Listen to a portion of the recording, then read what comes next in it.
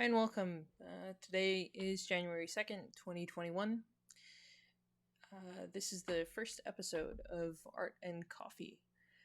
Today, I wanted to take a quick look at an article that I think is telling of the times and also pretty interesting. The article was written on New Year's Day, so that was yesterday, and deals with new regulations being placed on antiquities dealers in the art market. This was passed through the National Defense Authorization Act, or NDAA, which was recently vetoed by President Trump and overridden by both the House and Senate.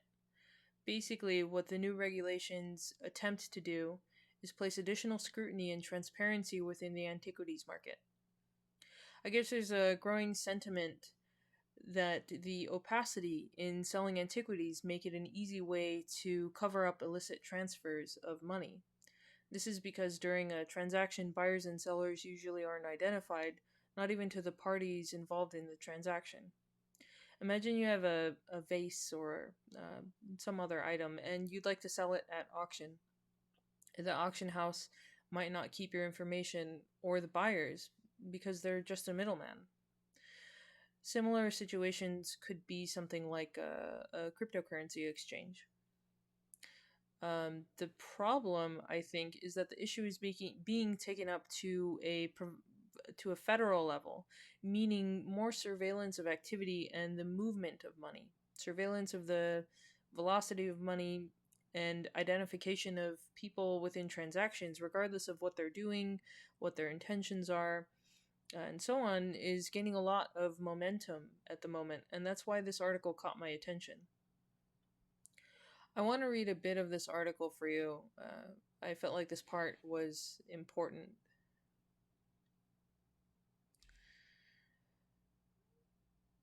The new legislation empowers federal regulators to design measures that would remove secrecy from transactions.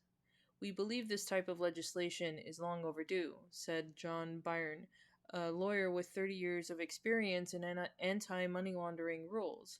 This is an area where clearly organized crime, terrorists, and oligarchs have used cultural artifacts to move illicit funds. Exactly how the new law works will be determined over the next year by the Financial Crimes Enforcement Network, a bureau within the Treasury Department, in consultation with the private sector, law enforcement, and the public. Legal experts expect that the new antiquities regulations will be similar to others governing the precious metals and jewelry industries, where certain transactions are flagged to the authorities, who then determine whether they are suspicious or not. The law also seeks to end the use of shell companies to conceal the identities of buyers and sellers. Federal disclosures show that the auction house Christie's has paid lobbyists more than $100,000 over the last 2 years to influence the outcomes of such measures. A spokeswoman for the auction house, Erin McAndrew, said that its compliance department already maintains standards to protect against money laundering that was adopted by the European Union in 2018. In the article, there's mention that one reason this kind of push was the recent looting of cultural heritage sites in countries like Syria and Iraq. Apparently, the black market is growing for Middle Eastern antiquities at the moment.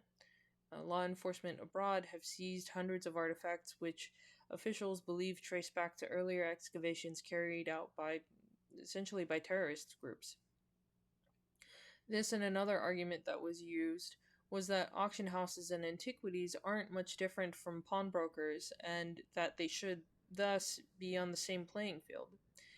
I kind of disagree with this second argument because I think that the functionality of these entities are not as similar as they're making them out to be, and that's just a personal opinion. The statement also jumps to the conclusion that there aren't smaller auction houses or dealers that are dealing with smaller amounts of money, and it also doesn't deal with the intent of a much broader group of businesses. One dealer, Randall A. Hicksenbaugh, the president of a nonprofit organization called the American Council for the Preservation of Cultural Property, has called statistics on the illicit trade unfounded and argued against the new regulations. Here's what he had to say. Virtually all transactions of high dollar amounts in the ancient art business are handled through financial institutions and instruments already covered by the Bank Secrecy Act, Mr. Hickson-Baugh said. Criminals seeking to launder ill-gotten funds could hardly pick a worse commodity than antiquities. The new legislation calls for a study on the role of art in money laundering and terror financing. A recent Senate report has already outlined how at least 2 Russian oligarchs had exploited the opaqueness of the art world to bypass U.S. sanctions. If the study finds a link between the art market and illicit activity, it could, upon congressional review, trigger the creation of rules similar to the ones now concerning the antiquities trade. Regulators have also signaled that the Bank Secrecy Act could be further extended into the art market. I guess my main sort of final questions here are, by basically restricting antiquities dealers, how does that solve issues with the black market?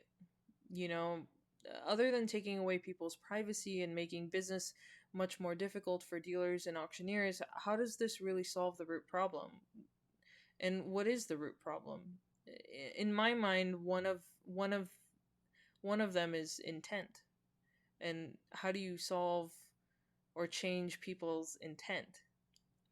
I mean, one of the dirtiest kinds of money shuffling is physical cash, and it seems that that's headed out the window as well. But again, it doesn't actually solve the root problem itself. It just adds surveillance on everyday people.